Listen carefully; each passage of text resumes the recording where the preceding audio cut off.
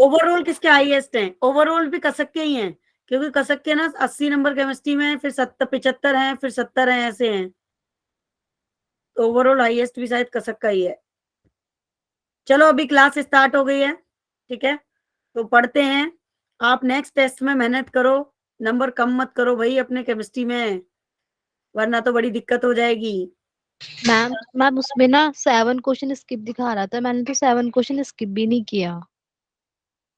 चलो मुझे ये सब मैसेज पे लिख के भेजना, तो मैं बात करती हूँ अपनी टेक्निकल टीम से। अभी देखो ये नॉमेनक्लेचर मैंने पढ़ा दिया है, तो यहाँ पे जो ग्रुप नंबर 26 के बच्चे हैं, ठीक है, उनको मैंने नॉमेनक्लेचर अभी पूरा नहीं पढ़ाया। तो मैंने ये डिसाइड किया है कि अभी की क्लास में मैं सीधे आइसोमेरिज स्टार्ट कर रही हूँ, ठीक है। आइसोमेरिज में क्या होगा, सारे बच्चों का न्यू टॉपिक होगा और आइसोमेरिज आ भी जाएगा। बाकी बैच नंबर 24, 26 और 40 रह गया है, जिसमें मेरा नॉमेनक्लेचर कंप्लीट नहीं हुआ है। तो वो दोनों बैच आज आ जाएंगे, आज की क्लास में उनका भी कंप्लीट हो जाएगा। और कल सारे बैचेस में चलेगा आपका मैकेनिक्स फंडामेंटल, ठीक है। तो चलिए अभी मैं टॉपिक स्टार्ट कर रही हूँ आपका आइसोमेरिज, सबका न्यू टॉपिक हो जाएगा। Is that clear? Yes ma'am. ये देखो ये वाली टेबल थी वो जो मैंने कल आपको नॉमेनक्लेचर कराया था, डबल ग्रुप की, फंक्शनल ग्रुप की टेबल है ये। आप लोग इसको एक बार कंसीडर कर देना, ठीक है। तो चलिए अभी आज का टॉपिक मैं स्टार्ट करती हूँ, आइसोमेरिज। मैम जो डीपीपी थी ना उसमें हम 2-3 क्वेश्चन हुए नहीं थे। कोई बात नहीं, वो जो डीपीपी के क्वेश्चंस है ना, वो मैं फ्राइडे में डिस्कस करूंगी। फ्राइडे में कोई नया टॉपिक नहीं कराऊंगी, क्वेश्चंस की प्रैक्टिस कराऊंगी सिर्फ, ठीक है। मैंने भी ओके। आपको सेंड कर दिया जो क्वेश्चंस नहीं हुआ था। हाँ मैंने देख लिए हैं, कुछ बच्चों के रिप्लाई भी कर दिए थे कि हम उसे क्लास में डिस्कस करेंगे, क्योंकि वो ऑर्गेनिक के स्ट्रक्चर्स है ना, आपको बिना डिस्कस किए आएंगे नहीं वो। ठीक है अभी चलें, स्टार्ट करें क्लास। रेडी हो सब लोग? Yes ma'am. Good. Yes ma'am. तो चलो आज हमारा जो टॉपिक है वो नया टॉपिक स्टार्ट करने जा रहे हैं, आइसोमेरिज। ध्यान से समझना, आइसोमेरिज और आपके टेस्ट का टॉपिक भी है ये, ठीक है। आइसोमेरिज को बेसिकली 2 पार्ट में डिवाइड किया गया है, ठीक है ना। पहले तो आप ये समझ लो, एक तो स्ट्रक्चर आइसोमर्स। पहले मैं चार्ट समझा देती हूँ आपको पूरा। मैम हम अभी फ्यू मिनट्स के लिए क्लास छोड़ रहे हैं, ठीक है, कोई बात नहीं बेटा, no problem. And then stereo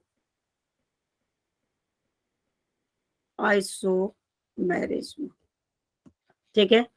structure isomerism को 2 पार्ट, 5 पार्ट में डिवाइड किया गया है, ठीक है। तो ये पूरा पार्ट आपके टेस्ट में आ रहा है, समझ रहे हो मेरी बात? जिसमें से पहला है यस मैम। चेन आइसोमर्स, ठीक है। दूसरा है पोजीशन आइसोमर्स,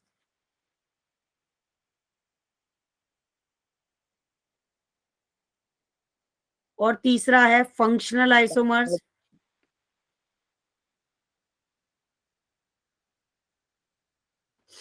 ऑर्गेनिक में ना किसी के नंबर कम नहीं होने चाहिए प्लीज भाई, वरना परवीन मैम को गुस्सा आ जाएगा फिर सच में आपके। अभी टॉलरेट होना बाहर हो रहा है, क्योंकि ऑर्गेनिक में मैंने पूरा एक एक चीज ढंग से पढ़ाई है। ढंग से प्रैक्टिस करो, कमिंग टेस्ट में किसी के नंबर 60 से नीचे बिल्कुल नहीं जाने चाहिए at any cost.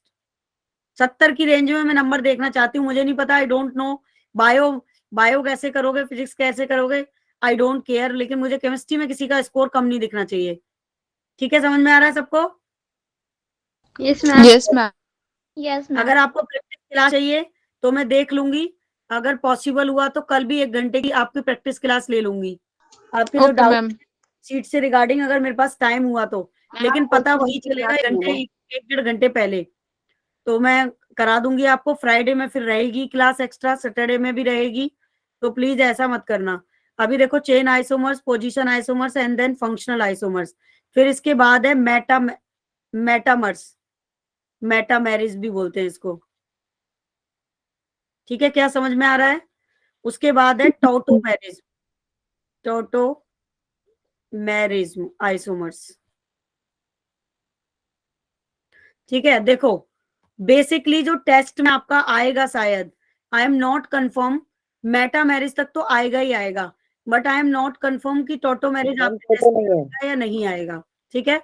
But chain isomers, position isomers, functional isomers and metamerism, ये तो आपके टेस्ट में आना ही आना है, ठीक है। उसके बाद स्टीरियो आइसोमर्स को भी दो पार्ट में डिवाइड किया गया है। एक आपका जीआई, जिसको बोलते हो ज्योमेट्रिकल आइसोमर्स, और ज्योमेट्रिकल आइसोमर्स को आप कहाँ पढ़ोगे मालूम है आपको? इसको पढ़ोगे हाइड्रोकार्बन में, ठीक है। किसमें पढ़ोगे? हाइड्रोकार्बन में। GI, ठीक है, शॉर्ट में जीआई बोलते हैं इसे। फिर है आपका ऑप्टिकल आइसोमर, है ना, ऑप्टिकल आइसोमर्स। और वैसे इसको ना स्टीरियो केमिस्ट्री को बेसिकली दो पार्ट में डिवाइड किया गया, conformational isomers and then configurational isomers. तो कॉन्फर्मेशनल आइसोमर्स अलग पार्ट है, कॉन्फिगरेशनल के ये दोनों पार्ट हैं, जीआई और ओआई, ठीक है। तो ऑप्टिकल आइसोमर्स 11th में कहीं दूर दूर तक नहीं है, इसको आप मैम पढ़ोगे 12th में है ना? हाँ 12th क्लास में पहला चैप्टर पढ़ोगे ऑर्गेनिक केमिस्ट्री का, हेलो मैम एल्केन, 12th। ठीक है। हेलो एल्केन के अंदर आप इसे, ठीक है। तो देखो ये तो था आपका फ्लो चार्ट कि आइसोमेरिज को बेसिकली टू पार्ट में डिवाइड किया गया है, स्ट्रक्चर एंड स्टीरियो आइसोमर्स भी 12th में पढ़ोगे आप, chain isomers, position, functional, meta and tautomerism, ये यू है, ठीक है, टॉटोमेरिज आइसोमर्स। तो सबसे पहले आप ये समझो कि what is the meaning of isomers, क्या है आइसोमर्स? कोई बच्चा बताएगा, किसी को पता है? मैम जो स्ट्रक्चर्स मैम दिखने में structure different डिफरेंट होगा, होते हैं पर molecular मॉलिक्यूलर formula same होता है। फॉर्मूला सेम होगा। हाँ, तो हम ये कह सकते हैं कि आइसोमर्स की डेफिनेशन क्या होती है कि आप ये कह सकते हो कि organic compound which have same molecular organic formula. compound which have same molecular formula but different structures. but different physical and chemical properties, ठीक है, is called isomers, ठीक है, या this phenomena is the isomers. Yes, सही कह रहे हो तुषार आप भी, ठीक है। तो organic compound which have same molecular formula but different physical and chemical property is called isomers, ठीक है। जैसे मान लो सपोज दैट, ठीक है, तुषार तुम्हारा कोई भाई बहन है? नो मैम, छोटा तुम्हारा कोई भाई भाई है, बहन ही नहीं है? छोटा ठीक भाई है, है। छोटा भाई है ना, तो फिर तुमने ये क्यों कहा नो मैम? अपने भाई को भूल गए तुम? मेरे को लगा मैम आप पूछ रहे हो कि ग्रुप में है क्या कोई। अच्छा, ठीक है, तुम्हारा जैसे छोटा भाई है, ठीक है, तो आप दोनों भाइयों में बहुत अंतर होगा, ठीक है, कलर में डिफरेंस होगा, हाइट में डिफरेंस होगा, सोच में डिफरेंस होगा, ठीक है, आपकी आपकी थिंकिंग बिल्कुल अलग होगी, आपकी चॉइस में डिफरेंस होगा, बहुत सारी चीजें आप लोगों में बिल्कुल डिफरेंट होंगी, ठीक है।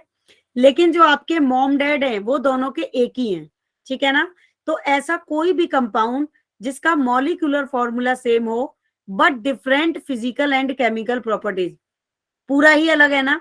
तो यहाँ पे भी यही है कि जो मॉलिक्यूलर फॉर्मूला होगा वो आपका सेम होगा, जैसे कि आपके मॉम डैड सेम है, लेकिन आपकी फिजिकल और chemical properties will be different, बिल्कुल अलग होंगी। ऐसे जो भी स्ट्रक्चर आपको पूरी ऑर्गेनिक केमिस्ट्री में देखने के लिए मिलते हैं उनको क्या बोलते हैं हम? आइसोमर्स। आइसोमेरिज बोलते हैं, ठीक है। ये बात क्लियर है सभी को? अब यस जैसे मैम। स्ट्रक्चर आइसोमर्स है, ठीक है, तो मान लो सपोज दैट अगर आप कोई भी आइसोमर्स ले रहे हो, तो मान लो मैंने लिखा यहाँ पे एक मॉलिक्यूलर फॉर्मूला बनाया कि C2H6O, तो क्या ये इसका मॉलिक्यूलर फॉर्मूला हो गया, ठीक है। क्या हम इसका कोई आइसोमर्स बना सकते हैं? अब देखो कैसे बनाएंगे। गुड आफ्टरनून आयुष, सान्या, ठीक है। तो देखो अभी यहाँ पे, अब आपने यहाँ पे लिखा C2H5, ठीक है, और क्या ले सकते हो OH, यहाँ आपने लिखा CH3O एंड CH3, तो क्या यहाँ पे ये आइसोमर्स को शो कर रहा है आपका? ऑफ कोर्स कर रहा है ना, क्योंकि यहाँ पे देखो दोनों में कितना अंतर है, ये इथाइल एल्कोहल है, इथाइल एल्कोहल, राइट। या फिर आप इसे बोल सकते हो इथेनॉल, बोल सकते हो ना, इथेनॉल। Yes ma'am. ये आपका डाई मिथाइल ईथर है, ठीक है। या फिर आप इसको बोल सकते हो, क्या आप इसको बोल सकते हो मिथॉक्सीमीथेन, यस मैम। है ना, बोल सकते हैं कि नहीं। तो देखो ऑर्गेनिक केमिस्ट्री में सारी चीज कंप्लीटली ग्रुप से रिलेट करती है। दो ही चीज पे अच्छे से कमांड कर लो, ग्रुप फंडामेंटल और मैकेनिज्म, फिर ऑर्गेनिक में बिल्कुल भी दिक्कत नहीं आएगी। तो अब इनका मॉलिक्यूलर फॉर्मूला अगर हम चेक करें तो आप देख सकते हो यहाँ पे नंबर ऑफ कार्बन दोनों में 2 हैं, हाइड्रोजन 6 हैं। इसमें भी नंबर ऑफ कार्बन 2 हैं, हाइड्रोजन 6 हैं। लेकिन ये दोनों ग्रुप बिल्कुल डिफरेंट हैं। कहीं से कोई मैच है इनका? कोई मैच नहीं है। No Proper ma'am. बिल्कुल अलग है, Isomer। ग्रुप बिल्कुल अलग है। प्रॉपर्टीज, फिजिकल, केमिकल जो भी कुछ देखोगे दोनों में बहुत डिफरेंस है, ठीक है। वो तार will be different group, completely different, ठीक है। बट इनका मॉलिक्यूलर फॉर्मूला सेम है। तो इस टाइप के जितने भी स्ट्रक्चर्स आप पढ़ते हो, ठीक है, वो सारे स्ट्रक्चर्स कैसे होते हैं? आपके आइसोमर्स कहलाते हैं, ठीक है। तो चलिए अभी समझते हैं फिर हम स्ट्रक्चर आइसोमर्स को। अब वन मैम, बाय वन करके समझेंगे। अब मैम जो स्ट्रक्चर, आपने एग्जाम्पल बताए थे मैम, एक और बार बता दो वो एग्जाम्पल। वो तो मैंने रैंडम बताया था, अब मैं पूरा पढ़ाऊंगी बिल्कुल एक एक करके। अब सबसे पहले पढ़ते हैं स्ट्रक्चर आइसोमर्स, ठीक है।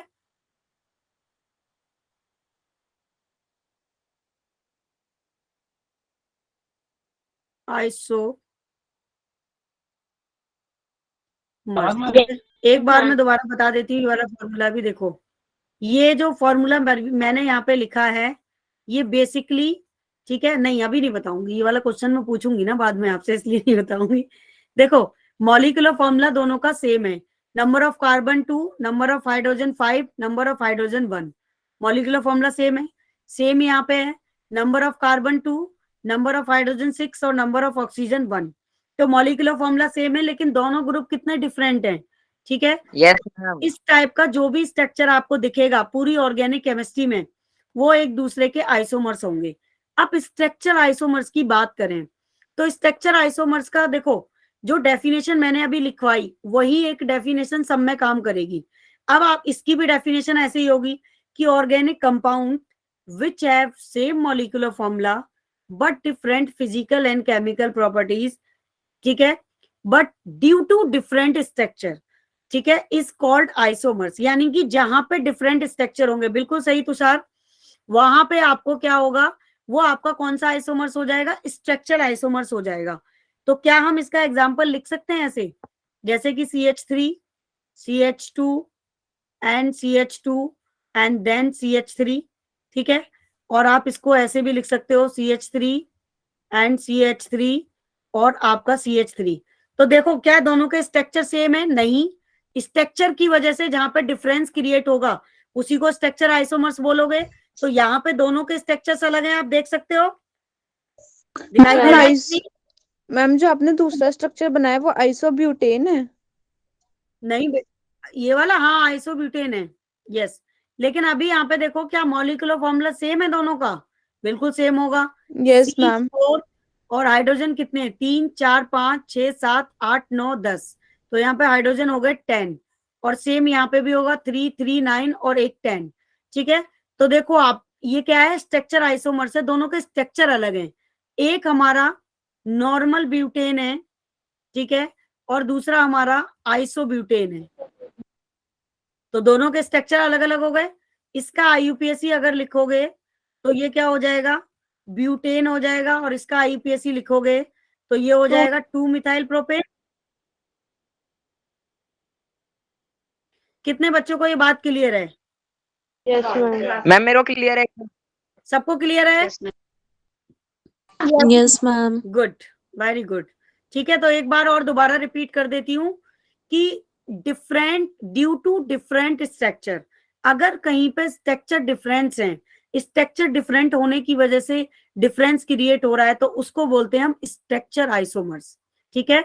अब स्ट्रक्चर आइसोमर्स के और भी एग्जाम्पल आप बना सकते हो, ठीक है। क्या इसका एग्जाम्पल कोई ग्रुप में बना सकते हो? ऑफकोर्स बना सकते हो, ग्रुप में भी, ठीक है, ग्रुप लगा के भी बना सकते हो। तो ये हो गया आपका स्ट्रक्चर आइसोमर्स। अगर हम पोजीशन आइसोमर्स की बात करें तो पोजीशन आइसोमर्स क्या होगा इसका? एक और एग्जांपल देखना चाहोगे स्ट्रक्चर आइसोमर्स का? Yes ma'am. बताओ, एक और एग्जांपल बनाए। Yes ma'am. Yes ma'am. Yes ma'am. तो प्लीज बोलने का कष्ट करें आप। देखो अब यहाँ पे इसको, ठीक है। अब आप स्ट्रक्चर को डिफरेंट कर सकते हो ग्रुप के थ्रू। मान लो अभी मैंने लिखा CH3 and CH3 and CH2OH। फिर मैंने यहाँ पे लिया CH3 CH2 एंड CH2OH। ठीक है, तो देखो अभी इसका नाम क्या हो गया? Butane all. और इसका नाम क्या हो गया? 2 मिथाइल। आइस 2 मिथाइल ठीक है, प्रोपेन प्रोपेन। ऑल। ठीक है, दोनों का स्ट्रक्चर डिफरेंट है but molecular formula will be same. लेकिन यहाँ पे मॉलिक्यूलर फॉर्मूला कहाँ सेम है? ये देखो, मैंने बाय मिस्टेक पहले मैं दूसरा एग्जांपल बताना चाहती मैम। मैम जो आपने 2 मिथाइल प्रोपेनॉल लिखा है मैम, ये आइसोब्यूटेनॉल भी तो हो सकता है। क्या ये वाला यस मैम। आइसोब्यूटेनॉल? नहीं, ये फिर आइसोब्यूटेनॉल नहीं होगा बेटा ये ग्रुप में। ब्यूटेन तो आप सिर्फ उसमें लगाओगे, फिर ये होगा आइसोप्रोपाइल एल्कोहल, आइसोब्यूटाइल एल्कोहल होगा ये फिर। ठीक है, आप ब्यूटेन तो सिर्फ एल्केन में लगाते हो, ये ध्यान रखो, कंफ्यूज नहीं होना है। यस मैम, आइसोब्यूटाइल अल्कोहल, हाँ, सॉरी। ब्यूटेन लगाते हो सिर्फ आप एल्केन के अंदर, ये फिर आइल में चला जाएगा। अभी इसका मॉलिक्यूलर फॉर्मूला होगा C4H10O। ठीक है, समझ में आया? Yes ma'am. ठीक है, अब देखो क्वेश्चन कैसे आता है एग्जाम में। हो सकता है आपका एग्जाम में वो क्वेश्चन दे दे कि आपको लिखना है C5H12। ठीक है, अब इसका उसने 4 ऑप्शन दिए आपको। ठीक है, या C5H12 के कितने पॉसिबल आइसोमर्स आप बना सकते हो? ठीक है, 2 बना सकते हो, 3 बना सकते हो, 4 बना सकते हो, मैम या 5 3। बना सकते हो। ये B ऑप्शन हो गया, C ऑप्शन हो गया, ये D ऑप्शन हो गया। मैम ठीक है, बी। बी। इनसे ज्यादा नहीं बनेंगे? नहीं। श्योर हो? Yes ma'am. मैम आप एक बार बना के देख लीजिए। मैं तो हम श्योर भी नहीं हूँ, बनाते हैं। मैं तो बना के मैम हम भी देखो। बना रहे हैं। ठीक है, मैं तो श्योर हूँ। अच्छा मैम 3 चलो, ही बने, 3 ही बनेंगे। यहाँ पे लगा दो CH3, यहाँ CH2 एंड CH3। फिर नेक्स्ट स्ट्रक्चर में CH3 एक ऊपर नीचे लगा दो। ठीक है, और एक ये, 3 से ज्यादा नहीं बनेंगे, क्योंकि अगर इसमें इधर लगाओगे तो ये सेम हो जाएगा और सेम स्ट्रक्चर होने नहीं चाहिए। तो इसका ऑप्शन क्या हो गया correct? B option is the correct. तो मैम अगर हम इधर उधर करेंगे इस मिथाइल ग्रुप को, CH3 को, तब भी तो हो सकता है। अगर इस मिथाइल ग्रुप को आप कहाँ ले जाओगे? और कहीं जगह ही नहीं है एलिशा। अगर आप इस CH3 को उठा के इधर लगाओगे तो नाम तो सेम ही हो जाएगा, स्ट्रक्चर सेम ही बन जाएगा। देखो, अगर आप इस यस मैम। नंबरिंग के हिसाब से तो CH3 भी को सेम ही आ मैम जाएगा। नंबरिंग यहाँ नंबरिंग फिर हम राइट सेम ही टू आ लेफ्ट जाएगा वो। कर। Yes ma'am. अब भी सेम हो जाएगा। तो ये मतलब मैम पता नहीं चला सेम कि नहीं बनने कैसे चाहिए। एकदम से पता चल गया कि 3 ही बनेंगे। मैम इसकी एक ट्रिक नहीं, होती है, हमने ट्रिक भी 10th में होती सीखी है, थी। क्या निकालने सीखी की थी? ट्रिक होती है। मैम 10th में हमारी मैम ने इसकी एक ट्रिक बताई थी कि किसके कितना आइसोमर्स होंगे 10th हाँ, तक इसकी के। ट्रिक होती है, ट्रिक से भी कर सकते हो। हम और दूसरा तरीका मैंने ये है नहीं कि प्रैक्टिस कर करके भी कर सकते हो। मतलब प्रैक्टिस हाँ, खुद करके भी से इतना आइडिया हो बनाते जाता थे। है कि आपका स्ट्रक्चर सही हो जाता है। ट्रिक भी है इसकी, ट्रिक से भी कर सकते हो। ठीक है, मैम एक बार ट्रिक बता दो। अभी नहीं बताएंगे ट्रिक, पहले सारे आइसोमर्स तो हो जाए। ट्रिक तो जब ही काम करेगी जब सारे आइसोमर्स हो जाएंगे तुम्हारे। पहले सारे आइसोमर्स सीख तो लो, अभी तो हमने एक ही शुरू किया है। ठीक है, तो पहले ये बताओ, अभी सबको स्ट्रक्चर आइसोमर्स क्लियर है? Yes yes ma'am. Ma'am. Very Yes, good. Ma'am. ठीक है, फिर अब पर चलते स्लाइड हैं। पीछे करना, विवर हाँ, स्लाइड पीछे कर दीजिए। ये इससे वाली है, पहले वाला। इससे पहले वाली देखो। अब हम चलते हैं पोजीशन आइसोमर्स की तरफ। ठीक है, ओके मैम। अब बताइए पोजीशन आइसोमर्स क्या होगा? पोजीशन मैम आइसोमर्स में हम जिसमें पोजीशन मैम चेंज जो करके सब्स्टिट्यूट ग्रुप स्ट्रक्चर की ना डिफरेंट पोजीशन चेंज करेंगे। कर पोजीशन देंगे। चेंज कर देंगे, बिल्कुल सही बात है। पोजीशन ठीक है, चेंज करके डिफरेंट स्ट्रक्चर उसको देंगे। बिल्कुल। तो आपकी डेफिनेशन वही हो जाएगी कि organic compound which have same molecular formula but different physical and chemical properties due to different, ठीक है, फंक्शनल ग्रुप या different position of double bond, triple bond या कोई भी फंक्शनल ग्रुप, कुछ भी लगा सकते हो, या तो आप ग्रुप की पोजीशन बदल दो या डबल या ट्रिपल बॉन्ड की पोजीशन बदल दो। तो इस टाइप का जो भी आइसोमर्स आप देखोगे वो कैसा आइसोमर्स होगा, पोजीशन आइसोमर्स होगा आपका। ठीक है, समझ गए? यस चलिए अभी नेक्स्ट हेडिंग डालते हैं, position isomers. Position isomerism,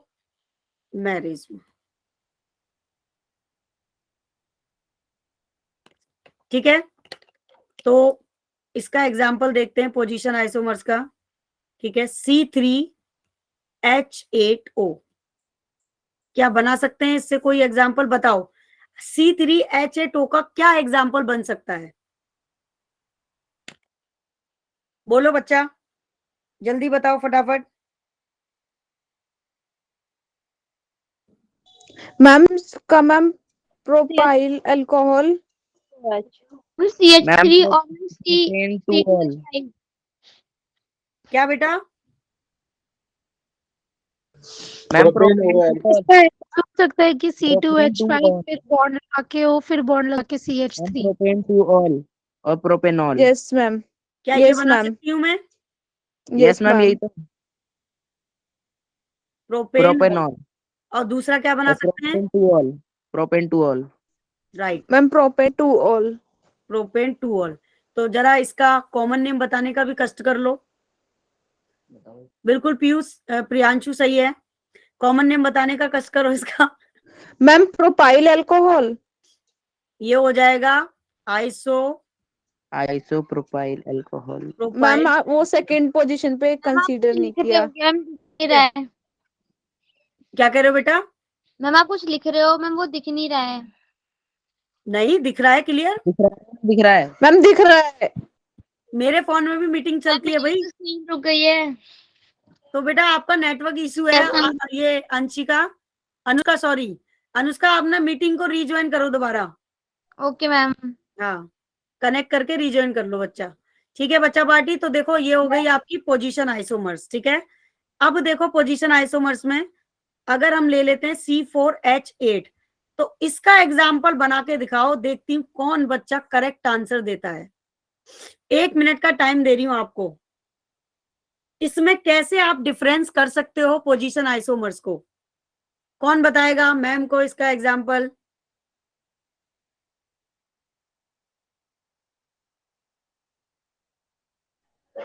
ma'am एक तो इसमें एन ब्यूटाइल बनेगा। एन ब्यूटाइल, मैम बिल्कुल straight CH3 CH2 CH2 CH। Ma'am एक आइसो ब्यूटाइलाइन भी तो बन सकता है। Second carbon ma'am iso butylene बन जाएगा ना। लेकिन फिर पोजीशन डिफरेंट कैसे करोगे? मैम वैसे ये शायद डबल बॉन्ड वाला है क्या? हाँ डबल बॉन्ड वाला है, मैं समझ गया, मेरे को आ गया। तभी डबल तो बॉन्ड पोजीशन इसमें डिफरेंट करोगे, वरना पोजीशन कैसे डिफरेंट करोगे पोजीशन के लिए, फिर तो स्ट्रक्चर में चला जाएगा। ठीक है, तो देखो अभी इसका नाम कौन बताएगा? ईशा नाम बताओ इसका। मैम फर्स्ट वाले का तो होगा एन ब्यूटाइल। बेटा डबल बॉन्ड है तो मैम तभी तो N ही आएगा ना। तो नाम क्या होगा इसका? Butene. Ma'am butyne one या फिर आइन। ब्यूट 1 इन, ठीक है। Yes ma'am. इसका क्या होगा? ये तो आयुपैक हो गया ना, अगर इसको कॉमन नेम देंगे तो एन ब्यूटाइल नहीं होगा। नहीं नहीं बेटा, मैम इसका तो 2 ब्यूटीन होगा। वो एल्केन के कॉमन नेम है। आप लोग कंफ्यूज क्यों हो जाते हो? एल्केन में कर सकते हो, ग्रुप में कर सकते हो, डबल बॉन्ड के लिए नहीं है वो। ठीक है, इसका आईपैक बनाओगे बच्चा, ठीक है। मैम को पता कैसे मैम इसका कॉमन नेम फिर क्या होगा? वो तो क्लियर पता चल रहा है ना, मैंने बताया तो था। एल्केन को आपने डिवाइड किया था 3 पार्ट में, एल्केन को डिवाइड किया था ना आपने। ये पार्ट किसका था? Normal alkane, iso alkane and neo alkane. ये एल्केन का पार्ट है, और एल्केन में ग्रुप आ सकता है। डबल बॉन्ड तो बिल्कुल अलग हो गया ना, डबल और ट्रिपल बॉन्ड तो। मैम इसका मैम कॉमन नेम नहीं होगा?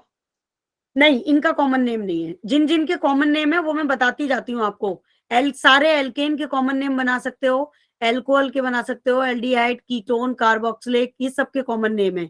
जहां पे कॉमन नेम है वहां मैंने बताया है आपको, जहां नहीं है यस वहां नहीं मैम। है, ठीक है, और वहां पूछा भी नहीं जाएगा कभी, ठीक है। तो अभी पोजीशन आइसोमर सबको क्लियर है? एक बार रेज योर हैंड कर दो सारे बच्चे। 27 स्टूडेंट है यहाँ पे। हाँ, स्लाइड दिखा देती हूँ एक बार। मैम लास्ट वाला एग्जांपल C4H8, मैम ये वाला बता दो। C4H8, देखो C4H8 में आपके 4 कार्बन होने चाहिए, लेकिन हाइड्रोजन बैलेंस तभी होंगे जब आप डबल बॉन्ड लगाओगे, ठीक है। अब देखो 3 4 5 6 7 8, अगर आप इसे सिंगल ग्रुप में लिख दो, मान लो ऐसे लिख दो CH2 and CH3, तो क्या आपके हाइड्रोजन बैलेंस हो जाएंगे? नहीं होंगे बैलेंस, ठीक है। वो अगर C4H8 फॉर्मूला है तो ये फिक्स है कि इसमें आप डबल ग्रुप का ही बना सकते हो, बाकी इतने कम हाइड्रोजन कहीं पे भी नहीं लगा सकते, ठीक है ना। तो एक ये हो गया तुम्हारा। अब इसमें देख लो दूसरे वाले में, क्या इसमें तुम्हारा मॉलिक्यूलर फॉर्मूला मैच हो रहा है? ओ मैम ये डबल बॉन्ड था ना मैम, ब्यूटीन था ना हाँ, डबल बॉन्ड था बच्चा। मैम, ये एन सोच के मैं बता रही थी आपको आइसो वाला। कोई बात नहीं, ये डबल बॉन्ड लग रहा है दोनों तरफ। तो ये देखो पोजीशन बदल दी आपने, पहले अल्कोहल ग्रुप की पोजीशन बदली तो इसलिए पोजीशन आइसोमर्स हो गया। अब आपने नीचे डबल बॉन्ड की पोजीशन बदल दी तो ये भी पोजीशन आइसोमर्स हो गया।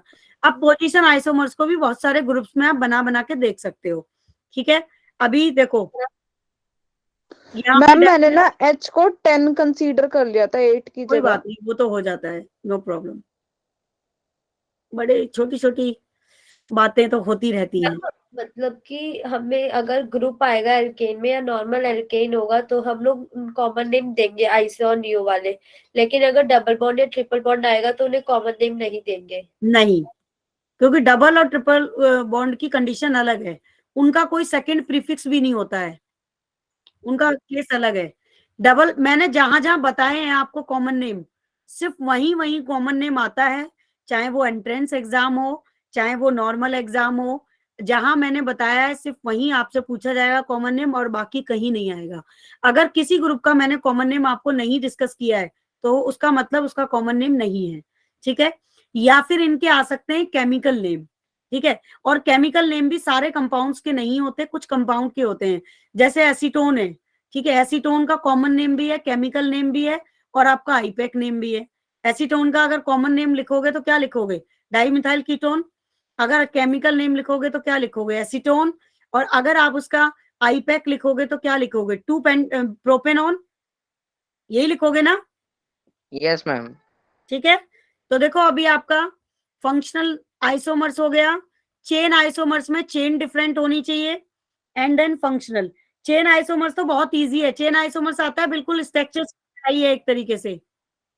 देखो मैं बता देती हूँ, चेन आइसोमर्स में हम चेन डिफरेंट कर सकते हैं। जो स्ट्रक्चर आइसोमर्स में एग्जांपल आपने देखे थे वही चेन आइसोमर्स के एग्जांपल्स हैं।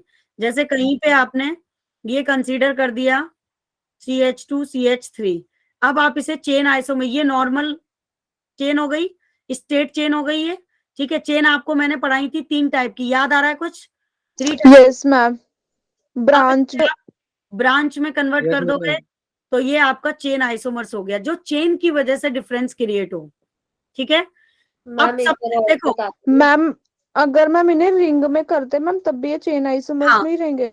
तब भी चेन आइसोमर्स में रहेंगे, फिर आप रिंग में चेंज करोगे, ठीक है ना, तो रिंग चेन आइसोमर्स बन जाएगा वो। तो मैं उसके क्वेश्चंस कराऊंगी आपको, रिंग चेन आइसोमर्स के क्वेश्चन करा दूंगी, ठीक है ना। तो जहां चेन की वजह से डिफरेंस क्रिएट होगा वो आपका चेन आइसोमर्स होगा, जहां स्ट्रक्चर की वजह से डिफरेंस क्रिएट होगा वो स्ट्रक्चर आइसोमर्स होगा, जहां ग्रुप की पोजीशन की वजह से डिफरेंस क्रिएट होगा वो आपका पोजीशन आइसोमर्स होगा।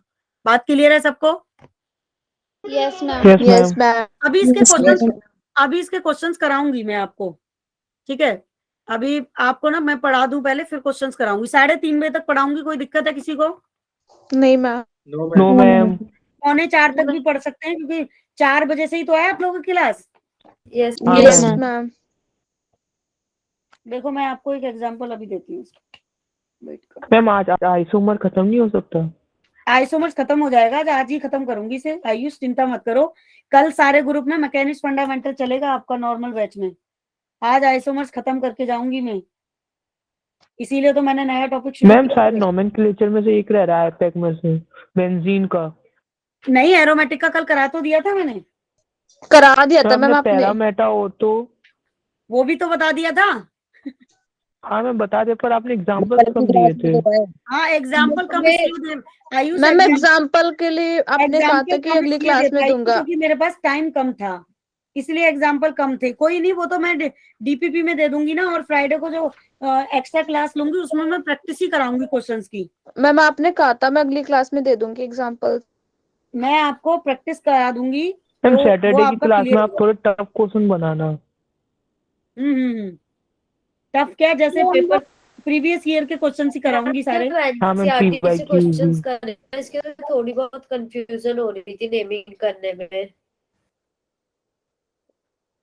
क्यों, एनसीईआरटी में क्या कंफ्यूजन है? एनसीईआरटी में तो सेम ही दे रखा है। उसमें मतलब कि नेम दिया हुआ है, उसका स्ट्रक्चर बनाना है, तो वो वाले में थोड़ी सी प्रॉब्लम आ रही थी। तो कौन सा स्ट्रक्चर है मेरे को बताना। अभी मैं बताऊं या फिर क्लास के बाद? जिसमें मॉलिक्यूलर फॉर्मूला देके स्ट्रक्चर बनाते हैं, यस उसके मैम। बाद उसकी नेमिंग हाँ करते मैम, हैं। मैम मॉलिक्यूलर फॉर्मूला जो देके बनाते हैं ना उसमें प्रॉब्लम आती है। मैम मैंने तो एग्जांपल्स भी समझ करे नहीं थे जो आता है बीच बीच में अच्छा, मैं कि समझ किस गई तरीके से समझ इसमें गई अटैच है। समझ गई कौन से स्ट्रक्चर में तुम लोग अटक रहे होंगे। कोई नहीं, मैं उसका सॉल्यूशन दे दूं आपको। सॉल्यूशन तो यस गिवन है मैम। ना उसमें। एग्जाम्पल गिवन है। एग्जाम्पल यस मैम, एग्जाम्पल कर प्रॉब्लम रही करी थी होंगी। ना, और बीच में बहुत सारे एग्जांपल गिवन है एनसीईआरटी में, बड़े बड़े भी है काफी। मेरे पास ना एक बुक है जिसमें एनसीईआरटी की एक्सरसाइज है, तो बताना क्वेश्चन नंबर बताओ जरा, कौन सा है? बोलो, जल्दी बोलो। मैम एक मिनट। एग्जाम्पल है, एक्सरसाइज का क्वेश्चन है। प्रॉब्लम्स के जो बीच में कोई अच्छा, प्रॉब्लम्स हैं। मैम एग्जाम्पल थी। एग्जाम्पल ही है वो। तो इसमें प्रॉब्लम्स तो शायद एनसीईआरटी की नहीं है मेरे इसमें। एक्चुअल में ये एंट्रेंस की बुक है ना मेरे पास, जो अभी हाथ में है। मैम एग्जाम्पल्स है, प्रॉब्लम्स नहीं दे रखे बुक में। एनसीईआरटी एग्जाम्पल प्रॉब्लम है, इसमें है, मिल गई। बताओ कौन सा क्वेश्चन है। मैम एक मिनट बता। एमसीक्यू है क्या?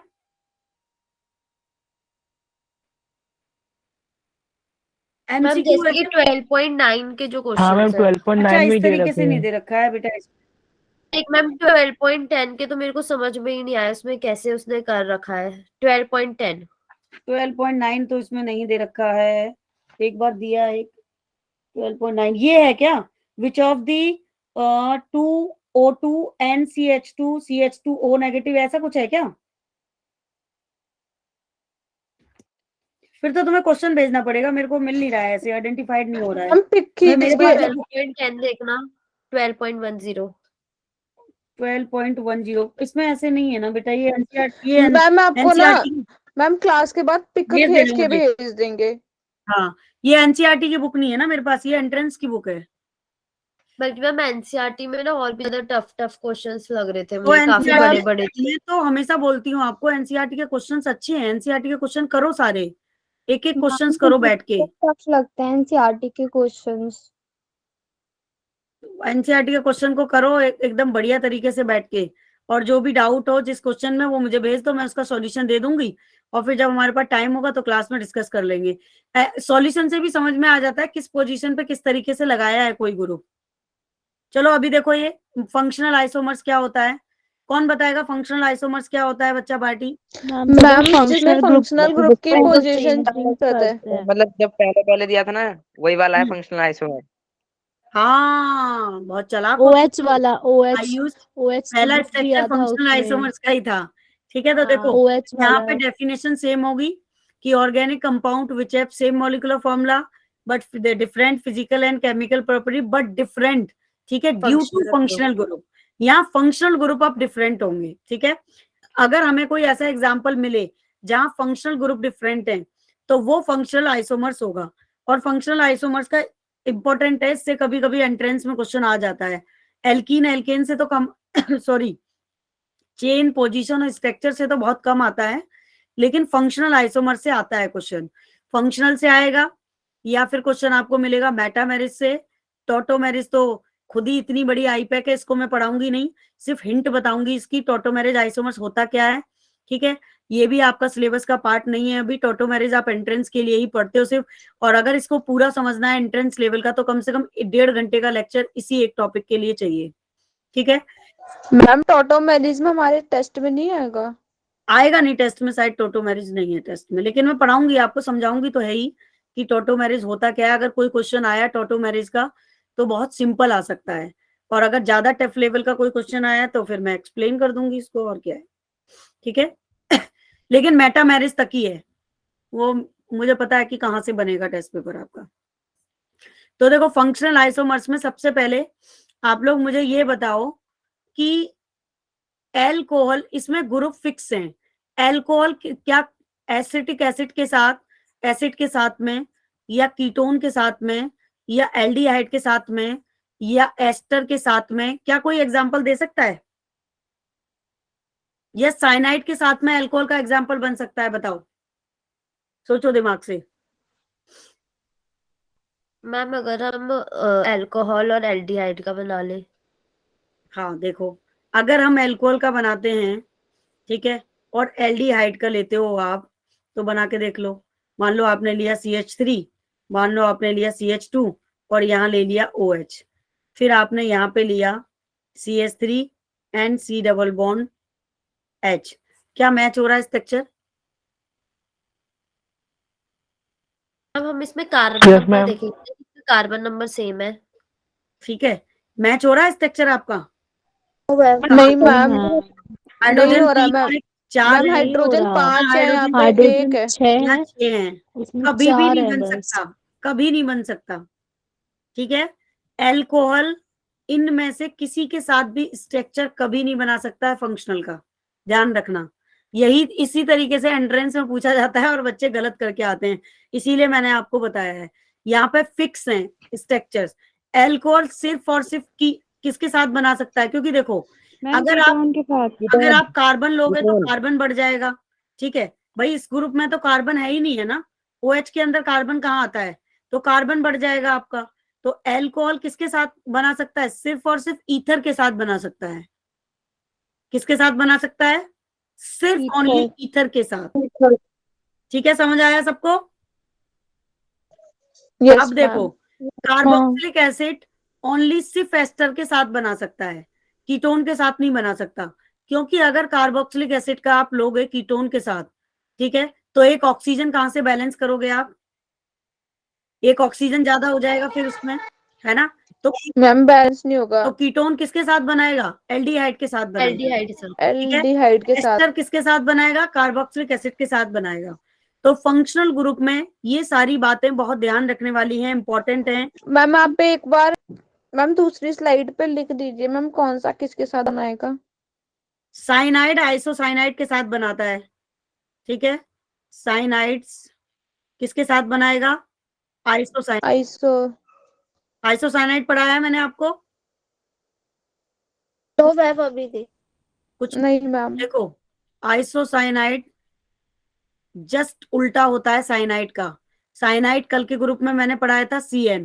बैच नंबर 40 के जो भी बच्चे हैं यहाँ पे, और बैच नंबर 26 के जो बच्चे हैं, वो साइनाइड ग्रुप के बारे में डिस्कशन ना करें, मैं शाम को पढ़ाऊंगी आपकी क्लास में, ठीक है। यहाँ पे है कोई 40 ग्रुप नंबर 40 का कोई बच्चा है यहाँ कैटलिस्ट बैच का? अच्छा मनप्रीत, वेरी गुड मनप्रीत, रोहिणी, कोमल, अच्छा है बच्चे। बेटा आपकी आज क्लास है ना शाम को मेरे साथ, तो यस मैम। आइसोसाइनाइड का देख लो, जिन बच्चों ने पढ़ लिया है ग्रुप नंबर 24 और 25 देख लें कि साइनाइड ग्रुप की आइडेंटिटी होती है CN, आइसोसाइनाइड होता है जस्ट अपोजिट, उल्टा, ठीक है, NC, ठीक है ना। तो इसीलिए इसका मेल इसके साथ में हो सकता है। तो एक तो ये बना सकते हो, और ये ग्रुप एंट्रेंस के लिए सबसे ज्यादा इंपॉर्टेंट है। साइनाइड वाला क्वेश्चन कई बार पूछा गया एंट्रेंस में। दूसरा आप किसके साथ बना सकते हो? Alcohol, ether. मैम हम साइनाइड की जगह नाइट्रेट भी लिख सकते हैं? नहीं, वो तो आईपैक हो गया ना बच्चा, वो नाम में लिख सकते हो, नाम में, ठीक है। ओके हाँ। यहाँ पे तो अभी हम ग्रुप को बना रहे हैं ना, पेयर बना रहे हैं कि कौन सा ग्रुप किसके साथ में आपको फंक्शनल आइसोमर्स देगा। तो एल्कोहल ईथर के साथ देता है। एल्काइन ठीक है। एल्डिहाइड किसके साथ देगा? कीटोन के साथ देगा। कीटोन के साथ। कीटोन। एल्डिहाइड आपका देगा कीटोन के साथ, ठीक है। प्राइमरी अमीन सेकेंडरी अमीन के साथ देगा। प्राइमरी अमीन, ये अमीन ग्रुप मैंने 40 नंबर और 26 में भी पढ़ाया नहीं है, ये मैं बेटा आपको शाम को पढ़ाऊंगी, तो आप परेशान मत होना। Okay ma'am. Primary amine secondary amine के साथ देता है। एंड फिफ्थ आपका एसिड एस्टर के साथ देगा, ठीक है। और एल्कोहल फिनॉल एंड ईथर, ये कंबाइन भी बना लेते हैं कई बार, ठीक है। एल्कोहल फिनॉल एंड ईथर, ठीक है, ये कंबाइन भी बनाते हैं, एरोमेटिक के साथ भी बना सकते हैं। मैम मेरे को एक बार फिनॉल का स्ट्रक्चर बता दो, बुक में Alcohol, एक जगह पे ठीक है, फिनाइल लिखा हुआ था। फिनॉल और एंड ईथर, ये कभी कभी ये तीनों मिलके कंबाइन स्ट्रक्चर बना लेते हैं, ठीक है। अब इसके लिए तुम्हें प्रैक्टिस करनी पड़ेगी। मैं एक डीपीपी ना आपके लिए अपने तरफ से अपनी हैंड राइटिंग तैयार करूंगी, क्योंकि जो मैंने पढ़ाया है वो उसमें वो सारे टॉपिक्स हों, ठीक है। क्लियर है ये बात? Okay ma'am, thank you. अब देखो, यस मैम। अनीशा, फिनॉल का स्ट्रक्चर देख लो बेटा क्या होता है, यस मैम। ठीक है। OH लगा दोगे तो फिनॉल बन जाएगा। और फिनाइल में क्या डिफरेंस है? अगर आप किसी भी एरोमेटिक स्ट्रक्चर से एक वैलेंसी फ्री कर देते हो तो दिस इज द फिनाइल, ये अंतर होता है, ठीक है। वैसे बेंजीन की 3 पोजीशन होती हैं, ठीक है। बेंजीन, बेंजल और बेंजो, ये मैंने पढ़ाया नहीं है अभी आपको, क्योंकि मैंने बोला ना ऑर्गेनिक जीओसी 2 महीने का टॉपिक है पूरा, और I have no time. Ma'am इसमें तो अभी बहुत कुछ बचा होगा इसका मतलब। बहुत कुछ बचा है अभी, लेकिन मैंने इतना करा दिया है आपको, ठीक है। वो सारे प्लेटफॉर्म को कवर करके मैं चल रही हूँ कि आप इसके क्वेश्चन गलत नहीं करोगे, ठीक है। मैम हाँ बोलो। जैसे एनसीईआरटी के जो क्वेश्चन थे उनमें ऐसे इसको ना डायरेक्ट पूरा बना के फिनाइल लिख दिया था। हाँ फिनाइल लिख देते हैं, उसको लिख सकते हो फिनाइल। और कई जगह तुम्हें फिनाइल ना एनसीईआरटी में पीएच से मिलेगा, पीएच शॉर्ट फॉर्म है फिनाइल की। कई जगह वो पीएच लिख देगा खाली, तो आपको कंफ्यूज नहीं होना है, पीएच का मतलब है फिनाइल। मैंने कहा ना मेरे पास टाइमिंग की बहुत कमी है, जीओसी में बहुत कुछ है अभी पढ़ने के लिए और बताने के लिए, बट मैं मजबूर हूँ, ठीक है। तो मजबूर क्या, जब मैं 1 अप्रैल से बैच शुरू करूंगी तो उस टाइम जब आपके पेपर नहीं मैम होंगे, जीओसी में से कुछ 12th में भी आता है, जीओसी कुछ में चीजें, कुछ अरे ग्रुप सारा ही वगैरह। है आयुष, सारा ही 12th में है, सारा ही है। तो पूरी 12th जीओसी है। में तो 7 चैप्टर है ऑर्गेनिक के, वो तो पूरा इसी पे डिपेंड है, इसके बिना हिला भी नहीं सकते उनको। मैम हाँ जी, मैम 12th में भी आप ही पढ़ाओगे ना? ये कमिटमेंट नहीं कर सकती मैं अभी कि मैं पढ़ाऊंगी, कौन पढ़ाएगा, लेकिन जो भी पढ़ाएगा टीचर अच्छा ही पढ़ाएगा, ठीक है ना। वैसे जहां तक है सारे फोटोन बैच मेरे पास ही रहेंगे, मैं एंट्रेंस कोई डील करती हूँ तो एंट्रेंस ही मुझे ही मिलेगा। लेकिन 1 अप्रैल में जो भी बच्चे पढ़ेंगे, ठीक है, जिन बच्चों ने मैसेज किया उनको परवीन मैम पढ़ाएंगी, और वहां पे मैं आपको एक्स्ट्रा टाइम दूंगी, क्योंकि उस टाइम देखो उस टाइम मैं भी फ्री होंगी 1 अप्रैल से। पूछो क्यों? 1 अप्रैल से रेगुलर क्लासेस तो होंगी नहीं ज्यादा, ठीक है। तो फिर वहां पे मैं आपको ना कम से कम 2-4 क्लास, मतलब 8-10 क्लास एक्स्ट्रा देके, जो मेरा जीओसी रह गया है, जीओसी का पार्ट, जैसे ये बेंजीन बेंजोर ये सब रह गया है, उसको मैं पॉइंट को डिस्कस कर लूंगी। थोड़ा सा ऑप्टिकल आइसोमर्स आपको एडवांस में बता दूंगी, ठीक है। टॉटोमेरिज एडवांस में बता दूंगी। मतलब वो क्लासेस आप इसी की लोगे, ऑर्गेनिक की? हाँ मैम मैम। G40 के लिए भी लोगे ना, वो क्लासेस कर दिया था। किसके लिए? मैम G40 के लिए भी लोगे ना वो क्लासेस? हाँ G40 के लिए भी होंगी, और ये इसीलिए मैं आपसे बार बार कह रही हूँ टेस्ट में अच्छा स्कोर करो, ताकि मेरा बच्चा कोई कहीं पे भी ना जाए। ऐसा ऐसा हो सकता है कि अगर आप लोग स्कोर कम करो तो फिर बैच अलग अलग बनेंगे ना, बैच मैंने बताया था ना आपको, जो अच्छा स्कोर कर रहे हैं बच्चे उनके लिए एक अलग बैच बना रहे हैं हम, ठीक है। क्योंकि देखो सबको मिक्स करके पढ़ाने में नुकसान बच्चे का है। अब कोई बच्चा है बेचारा जिसको बेसिक ही नहीं पता, और मैं उसे नीट का क्वेश्चन करा रही हूँ, तो वो बेचारा बच्चा कैसे झेलेगा? मानोगे ना ये बात? Yes ma'am. तो मतलब किसी भी बच्चे Yes, अवंती किसी भी बच्चे के साथ नाइंसाफी नहीं करना चाहता, वो चाहता है उनका हर एक बच्चा अच्छा स्कोर करे, जिसके वीक है पॉइंट उनको स्ट्रॉन्ग करके आगे बढ़ाया जाए, और जो बहुत ज्यादा इंटेलिजेंट बच्चे उनको और ज्यादा टफ लेवल का पढ़ा के और आगे बढ़ाया जाए, ठीक है ना। तो आप लोग अपना मतलब बेसिकली पहले वहां ध्यान दो, जितना मैंने पढ़ा दिया है ना उसको पहले अच्छे से कर लो, बाकी सब मेरे ऊपर छोड़ दो, ठीक है। जितना भी मैंने जिस चैप्टर के अंदर पढ़ाया है, समझ गए आप लोग। ऑर्गेनिक में ऐसा कुछ भी मैंने नहीं छोड़ा है जहां पे आप क्वेश्चन करने में अटक जाओ, ऐसा कोई मैम कल डीपीपी करके ना मैम सेटिस्फेक्शन हुई थी, क्योंकि डीपीपी के क्वेश्चंस मैम हो रहे थे आराम से। हो रहे थे ना। मैंने कहा ना कि मैंने कोई भी ऐसी चीज नहीं छोड़ी है जहां पे आप अटक जाओ, और बाकी आप लोग डाउट पूछते रहोगे तो मैं क्लियर करती रहूंगी।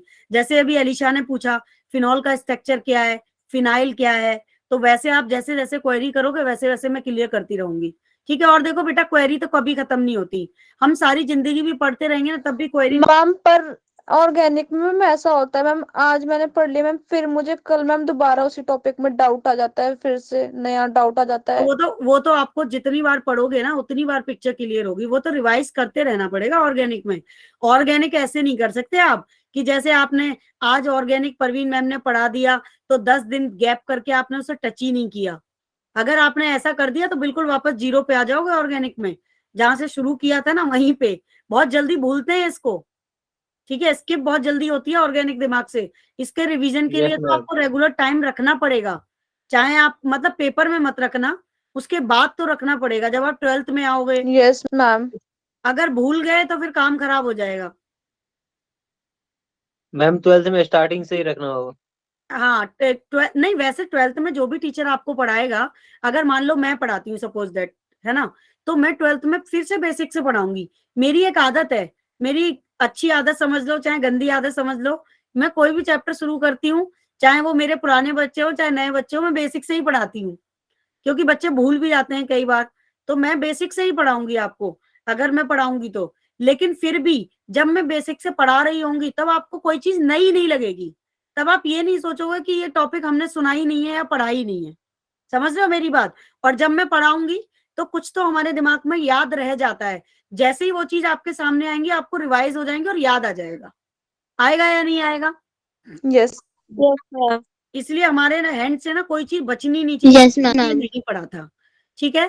तो देखो ये सारे स्ट्रक्चर्स हैं जिनके अंदर हम फंक्शनल आइसोमर्स को दे सकते हैं, और बेसिकली जो एंट्रेंस में पूछे जाते हैं जिससे फंक्शनल आइसोमर्स का एग्जाम्पल आने के चांसेस हैं, वो मैंने लगा दिया। एक तो स्टार साइनाइड पे लगा दिया है, और सीबीएसई में अगर आएगा तो मैं लिख देती हूँ, सीबी जिस पे लिखा है वो सीबीएसई के लिए है, और एनईटी जिस पे लिखा है वो नीट के लिए है, ठीक है। एल्डिहाइड और कीटोन सीबीएसई के लिए हैं, प्राइमरी एमीन और सेकेंडरी एमीन नीट के लिए हैं, ठीक है। मेरे पास थोड़ा सा टाइमिंग की कमी है, वरना मैं तुम्हें ऐसा समराइज करके पेपर दे दूं ना पूरा बना के कि तुम एकदम टॉप कर जाओगे। एसिड और एस्टर का मोस्ट प्रोबेबिलिटी नीट में आता है, और ये वाला भी नीट में आता है, ठीक है क्या? क्लियर है? एक एग्जाम्पल कराओगे अभी? एक अगर अभी तो नहीं करा पाऊंगी, अभी जितने पॉसिबल है उतने करा दूंगी। मैंने बताया ना तुम लोगों के लिए मैं एक क्वेश्चन शीट तैयार करूंगी विद सॉल्यूशन, टाइम मिला तो विद सॉल्यूशन कर दूंगी, नहीं तो डीपीपी कर दूंगी। तो जो टॉपिक मैं पढ़ा रही हूँ उनसे रिगार्डिंग आपके एग्जांपल्स उस शीट के अंदर डाल दूंगी, ठीक है। Okay ma'am. क्लास में तो एलिसा पॉसिबल नहीं है ना कि मैं एक एक चीज के स्ट्रक्चर करा पाऊं, इसीलिए तो 2 महीने नहीं मैम। जीएससी को कराने में 2 महीने इसीलिए लगते हैं कि हम जो पढ़ा रहे हैं उन पॉइंट को इजीली एक एक पॉइंट को डिस्कस कर सकें। चलो अभी 1-2 एग्जांपल बता देती हूँ मैं आपका। चलिए आगे, ये नोट्स बना लेना, अपने नोट्स बना रहे हो आप लोग? हाँ मैम। हाँ तो मैम नोट्स, अगर स्लाइड्स के नहीं बना रहे, जो आप लिखवाते हो ना वो बना लेते हैं हाँ मैम वही, रात को अरे वीडियो वही देखे। बना लो, वो बहुत है। ऑर्गेनिक में थ्योरी की कोई इंपॉर्टेंस नहीं है, ऑर्गेनिक में थ्योरी कोई नहीं पूछता। एक चीज ध्यान रखना, आपको लगता है कहीं पे कोई थ्योरी का पार्ट अभी तक आया है? नहीं मैम। आएगा भी नहीं कभी, कोई पूछता ही नहीं है थ्योरी। ऑर्गेनिक में थ्योरी की कोई इंपॉर्टेंस नहीं है। मैम आपने रूल्स भी बहुत छोटे छोटे करके लिखवाए हैं बस वर्ड वर्ड में, तो मैम वो ज्यादा इजी है। वो इजी है, और दूसरा ये है कि जितने नंबर ऑफ क्वेश्चन प्रैक्टिस करोगे ना, मैं नहीं कहती कभी बच्चों को ऑर्गेनिक में तुम आइसोमेरिस के रूल पढ़ लो, मैं कभी नहीं कहती कि तुम ऑर्गेनिक में वो नोमेनक्लेचर के रूल का रट्टा मारो बैठ के। 10 क्वेश्चन प्रैक्टिस कर लोगे ना, डिफरेंट डिफरेंट रूल अपने आप याद हो जाएंगे, सिंपल सी मैम बात कल है। तो सारे अपने आप ही रूल आ रहे थे मैम, सारे वो ग्रुप्स के अपने आप दिमाग हो में जाते इसका ही हैं, होगा। अलग से पढ़ने की जरूरत नहीं है। तो देखो अब जैसे मैं एल्डिहाइड और कीटोन में दिखा देती हूँ एक एग्जांपल आपको। CH3 लेंगे, CH2 लेंगे, और CHO लेंगे, और यहाँ पे हम क्या कर देंगे, यहाँ पे आपका कीटोन ले लेंगे। क्या मॉलिक्यूलर फॉर्मूले से मैच हो रहा है? Yes ma'am. मैच हो रहा है ना? ठीक है, यस तो मैम। ये एक एग्जाम्पल हो गया आपका कीटोन का। अब बताओ जरा, इनका कॉमन नेम और आईपैक नेम क्या है? इसका कॉमन नेम क्या है? आपको मैं बता चुकी हूँ दोनों के कॉमन नेम, और जो चीज बता चुकी हूँ उसे नहीं बताऊंगी, और अगर पूछोगे तो पिटोगे, और फिर तुम्हारे घर आके पिटाई विटाई लगानी पड़ेगी। मैम इथेनॉन, मैम इथेनॉन मैम होगा पहले इसका वाले नेम। का तो प्रोपेनल हो। कॉमन नेम प्रोपेनल होगा। कॉमन मैम नेम बताया था ना, इसका मतलब रिवीजन नहीं चल रहा है ऑर्गेनिक केमिस्ट्री का। मैम इथेनॉन होगा। इसका रिवीजन साथ साथ नहीं करोगे तो भाई तुम लोग फिर फंस जाओगे क्वेश्चंस करने में। ये इसका हो गया प्रोपेनल्डिहाइड। मैंने ट्रिक बताई थी ना, एसिड का डेरिवेटिव है, बताया था या नहीं बताया था? याद करो। नहीं जब आप लिख रहे थे CHO को फॉर्मल्डिहाइड, ठीक है, इसका मतलब रिवाइज नहीं किया आपने, ठीक है। जब आप लिख रहे थे एसिटिक एसिड का एस्टल्डिहाइड, तो यहाँ 3 कार्बन है, तो ये क्या बन जाएगा? प्रोपेनल्डिहाइड बनेगा या नहीं बनेगा? Yes ma'am. ठीक है, और आईपैक इसका क्या बनेगा? आईपैक बनेगा प्रोपेनल। नोट्स बनाओ इसके, नोट्स प्रॉपर, और जितना लिख लिख के ऑर्गेनिक को पढ़ सकते हो उतना लिख लिख के पढ़ो। अब देखो इसको बनाओगे कैसे। आपने लिया, मान लो एसिटिक एसिड ले लिया, मतलब 3 कार्बन का ले लिया आपने कोई भी एसिड, ये मैंने ट्रिक बताई थी ना। इसमें से क्या कर दोगे तुम, यहाँ से एक O को हटा दो, हटा दिया तो यहाँ पे क्या बन गया तुम्हारा? अब जो इसका फॉर्मूला बना वो यही तो बन गया, CH3 प्रोपेनल। CHO, ये बन गया। अब इसका नाम क्या है? इसका नाम है प्रोपेनोइक एसिड। ठीक है, इक एसिड को हटा देना है, तो यहाँ से माइनस कर दो इक एसिड। ये फॉर्मूला मैंने आपको बता रखा है, हाँ मैम बताया आपने। प्रोपेनल्डिहाइड। ठीक है, और प्लस यहाँ प्रोपेनल्डिहाइड। एल्डिहाइड, एल्डिहाइड जुड़ जाएगा। ठीक है, तो और जुड़ मैम जाएगा। आईपैक इसका अब यहाँ प्रोपेनल। एल्डिहाइड जोड़ दो, तो क्या बन गया? प्रोपेनल्डिहाइड बन गया। ऐसे ही ब्यूटेनल्डिहाइड बना सकते हो, पेंटेनल्डिहाइड बना सकते हो, एक फॉर्मूला सब में लग जाता है, तो इसको नोट करके कॉपी में लिख के रखो सबको। इसका कॉमन नेम बताओ, ये कौन सा कीटोन है? मिक्स कीटोन है कि सिंपल कीटोन है? सिंपल क्यों? मैम सिंपल कीटोन है, यहाँ पे R1 और R2 सेम है ना, इसलिए हाँ। Simple ma'am ketone. सिंपल है। बिल्कुल राइट आंसर, ये है सिंपल कीटोन, क्योंकि मैंने बताया था R1 इक्वल टू R2 होता है सिंपल R2। कीटोन में, ठीक है। और उसके बाद अब इसका कॉमन नेम बनाएंगे तो क्या हो जाएगा? नाम बताओ common. Di methyl ketone. Ma'am dimethyl. Dimethyl ketone. तो इतना सोच क्यों रहे हो? कॉमन मैम नेम मुझे लगा गलत होगा इसलिए। अरे गलत बोलोगे, गलत बोलो। जैसे इंग्लिश है ना, इंग्लिश बोलना कभी कोई कोचिंग लगा के नहीं सीख सकता। इंग्लिश बोलना कभी कोई दुनिया जहाँ के टीचर से पढ़ ले नहीं सीख सकता बोलना। इंग्लिश बोलना कब आती है? जब हम बोलते हैं तब आती है। जब तक आपकी टंग पे वर्ड आएंगे नहीं, आप बोलना नहीं सीखोगे। ऐसे ही केमिस्ट्री में या कोई भी सब्जेक्ट में जब तक गलतियां नहीं करोगे सीखोगे नहीं। डर क्यों रहे हो? मैं डांटती हूँ तुम्हें? नहीं नहीं ना, मैम। तो फिर क्यों डर रहे हो? ठीक है, और यहाँ पे ये बैच के बच्चे हंसेंगे इसलिए डर रहे हो?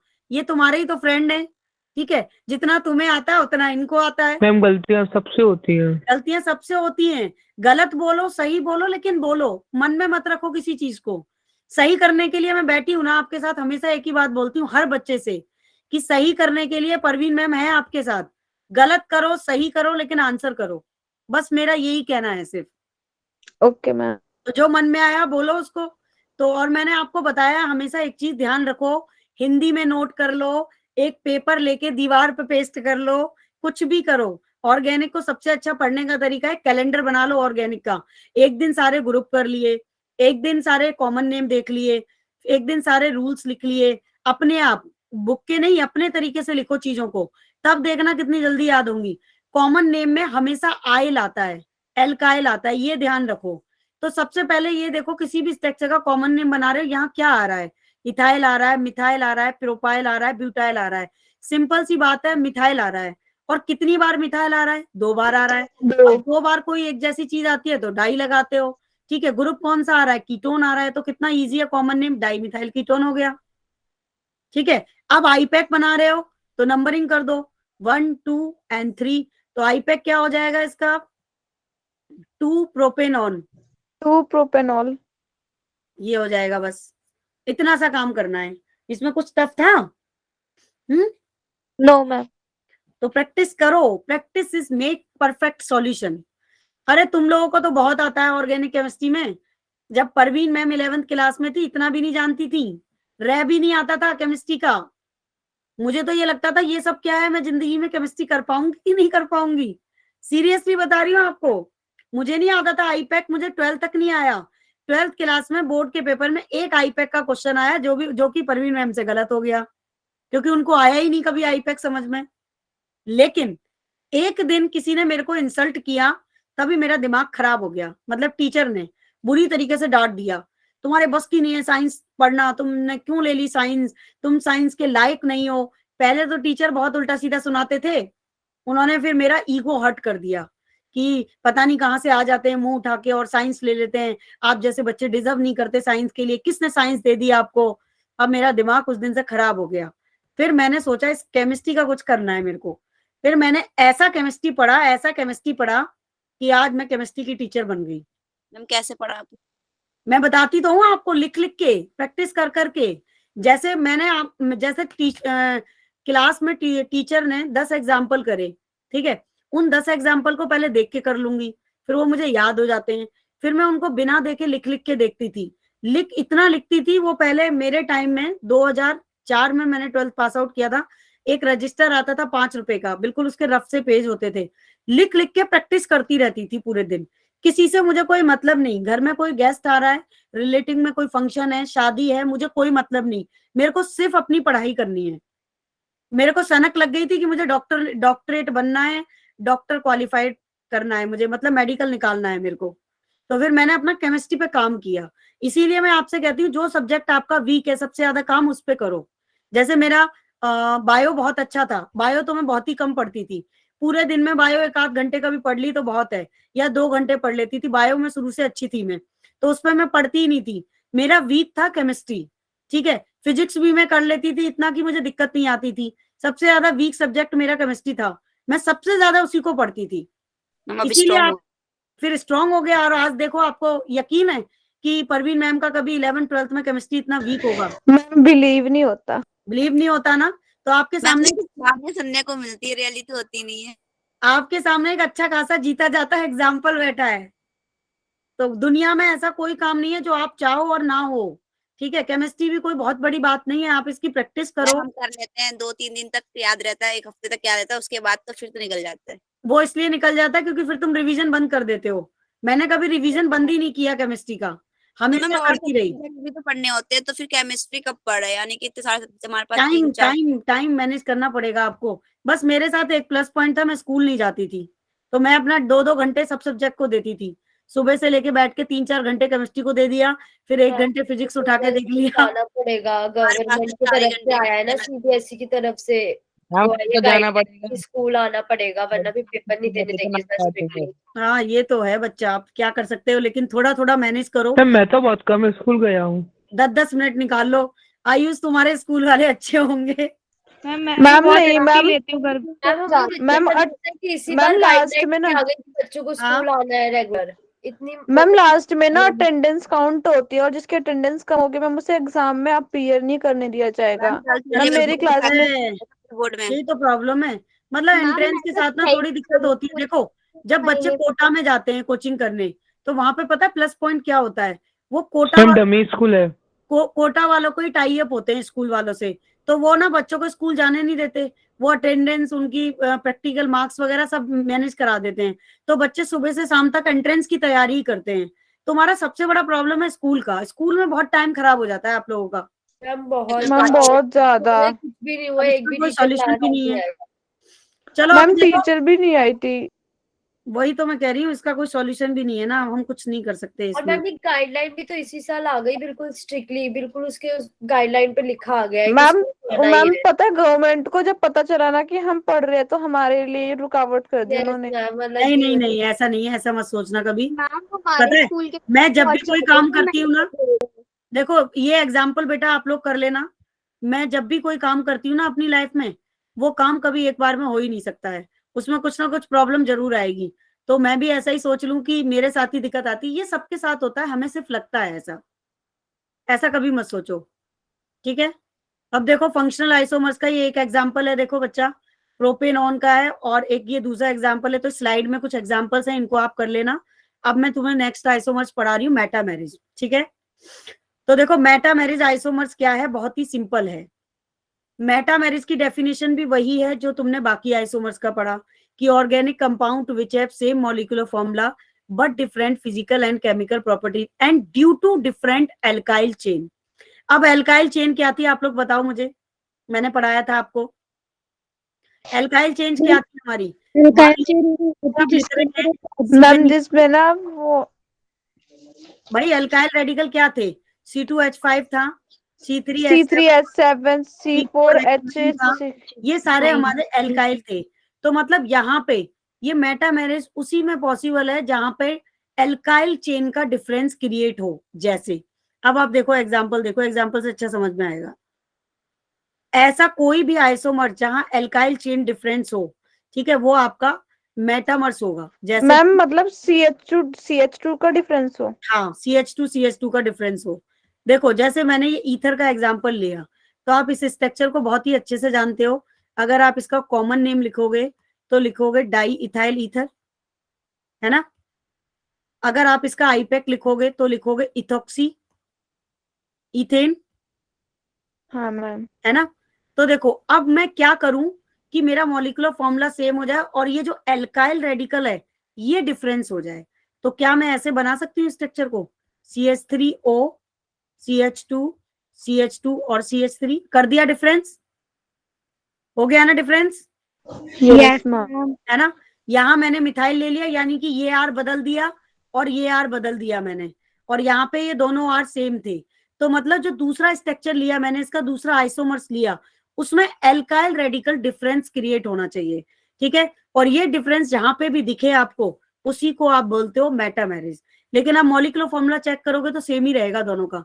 नंबर ऑफ कार्बन देखो कितने हैं, C4, हाइड्रोजन कितने हैं, 3 4 5 6 7 8 9 10, तो H10O चेक करो, इसमें भी इतना ही होगा, 3 और 3 6 7 8 9 10 सेम है बिल्कुल, कोई डिफरेंस है नहीं, है ना। लेकिन इसका नाम अलग हो गया। अगर आप इसका नाम लिखेंगे तो इसका नाम लिखोगे methyl propyl, common name ether, ठीक है। आईपैक लिखोगे तो क्या होगा, आईपैक IUPAC इसका बताओ, मिथॉक्सी प्रोपॉक्सी मिथेन प्रोपेन। मिथॉक्सीप्रोपेन, मिथॉक्सीप्रोपेन, क्योंकि किसी एक को मैंने बताया था, किसी एक को मिथॉक्सी बनाते हो और बाकी चेन क्या हो जाती है, लॉन्ग एस, तो ये बन जाएगा आपका एल्केन, ठीक है। तो एक Yes, को तो ma'am. बनाओगे और ऑक्सीजन उस तरफ जाता है जिस तरफ नंबर ऑफ कार्बन का सम कम रहता है। क्लियर है सबको, yes yes ma'am. Good. Ma'am. बाकी बच्चों को क्लियर है, यस मैम। आधे बच्चे तो यहाँ से गायब हो गए क्लास में से, स्टार्टिंग में Yes, काफी ma'am. बच्चों ने Yes. ज्वाइन किया था, ठीक है, और कुछ बच्चे निकल लिए। कौन कौन चला गया, मनप्रीत, मैम एक बार और नहीं कुछ बच्चे स्किप कर जाते हैं नेटवर्क की वजह से भी, और कुछ को समझ नहीं आता तो बेचारे स्किप कर जाते हैं। लेकिन समझ में ना आने वाला ऐसा कुछ है नहीं, अगर किसी को समझ में ना आए तो वो पूछ सकता है।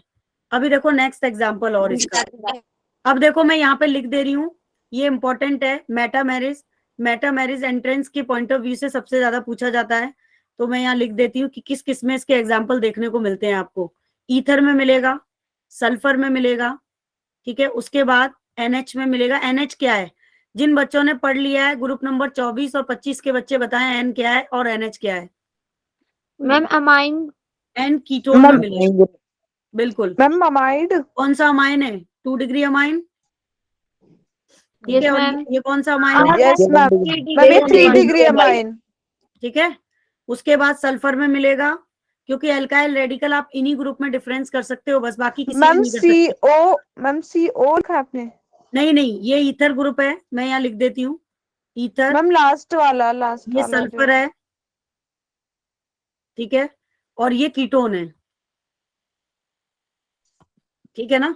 इन्हीं ग्रुप में अल्काइल रेडिकल डिफरेंशिएट कर सकते हो, आप बाकी किसी में नहीं कर सकते। एक बात बताओ, प्राइमरी अमीन में कर सकते हो? नहीं कर सकते ना, नहीं मैम। क्योंकि उसमें आर एक ही है। जिस ग्रुप में 2 आर होंगे वहीं पे आप अल्काइल रेडिकल को बदल सकते हो, बाकी किसी के अंदर नहीं बदल सकते। ठीक है, तो अभी इस स्ट्रक्चर का नाम बताओ। ये स्ट्रक्चर अपनी नोटबुक पे ड्रॉ करो और इसके नाम बताओ मुझे स्ट्रक्चर्स के, कि इस फॉर्मूले से कौन से स्ट्रक्चर बन सकते हैं। आप लोग बताएंगे, अगर आपको मेटामर्स समझ में आ गया है तो प्लीज टेल मी। 1 मिनट का टाइम है आपके पास। तुषार बताओगे? आयुष, अनुष्का, प्रियांशु, एलिशा, रागनी, साक्षी, एनीवन? मैम हम इसमें एक साइड CH3 ले ले, फिर O ले ले, फिर CH3, CH2 CH2 CH3, ऐसे लिख सकते हैं। CH2O CH2 लिख सकते हैं, और इसका फिर दूसरा आइसोमर्स बना सकते हैं। मैम CH3 मैम इसमें एक ऐसे भी तो लिख सकते हैं ऐसे लिख CH3 सकते हैं। CH2। मैम इसको बिल्कुल ओपन करके भी तो लिख सकते हैं, जैसे कि मैम हाँ, CH3 ओपन करके मैम CH2 इथॉक्सीथेन की तरह, मैम ओपन इथॉक्सीथेन करके की लिख तरह। सकते हो, ओपन करके भी लिख सकते हो। ठीक है, लेकिन ओपन करके लिखने में टाइम वेस्ट होगा, तो आप इसे ऐसे ही बना दो डायरेक्टली, कोई दिक्कत नहीं है। अभी आप नाम भी बना सकते हो इसका। ठीक है, कॉमन नेम क्या होगा इसका, बताओ? मैम कॉमन नेम इसका होगा di ma'am diethyl propane. Ether. Sorry ma'am, इसका क्या होगा? Ma'am methyl propyl ether. हाँ, pen methyl ether. Propyl ether. ठीक है, और आईपैक क्या होगा इसका? Ethoxy ethane. हाँ मैम। Ethoxy ethane. इसका क्या होगा? Methoxy propane. Methoxy propane. ठीक है, सबको समझ आ गया metamerism? Yes ma'am. Yes ma'am. Good, very good. ठीक है, आप कीटोन में भी बना सकते हो, किसी में भी आप एग्जाम्पल बना सकते हो। एक अमाइन का एग्जाम्पल बना के दिखा दूं, कैसे बनाओगे? Yes yes ma'am. मैम एक बार लास्ट स्लाइड दिखाना। देखो, आगे बढ़े तो सर।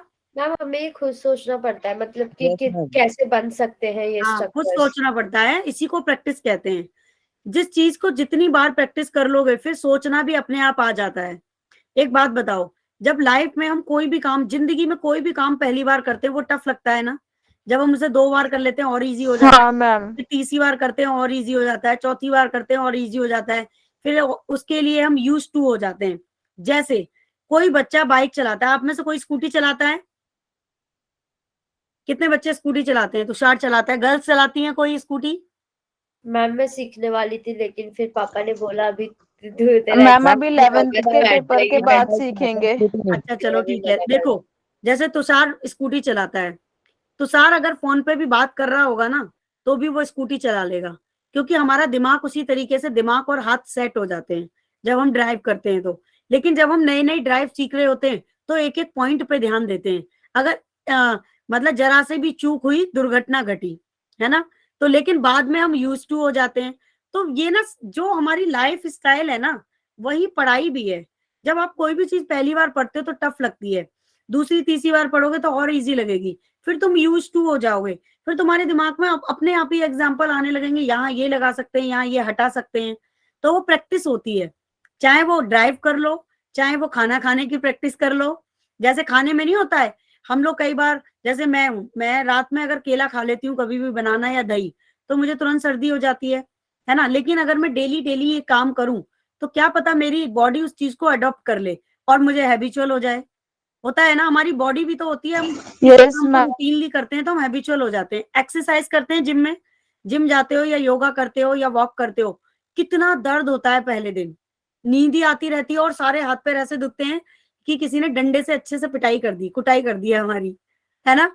लेकिन जब हम वही सेम काम रेगुलर करते हैं तो हैबिचुअल हो जाते हैं, नो बॉडी पेन। तो आप इसी लाइफ की तरीके से सोचा करो सब्जेक्ट को। तो आज आप पहली बार पढ़ रहे हो आइसोमेरिज, जब आप 2-3 बार पढ़ लोगे तो इसमें कुछ भी नहीं लगेगा आपको, फिर इजी हो जाएगा। और जिसने नॉमेनक्लेचर सीख लिया ना, ये समझ लो ऑर्गेनिक का 50% पार्ट उसने सीख लिया, और फिर मैकेनिक्स सीख लिया तो 100% ऑर्गेनिक कर ली उसने। फिर उस बच्चे को ऑर्गेनिक में दिक्कत आ ही नहीं सकती किसी भी कीमत पे, ये परवीन मैम की गारंटी है।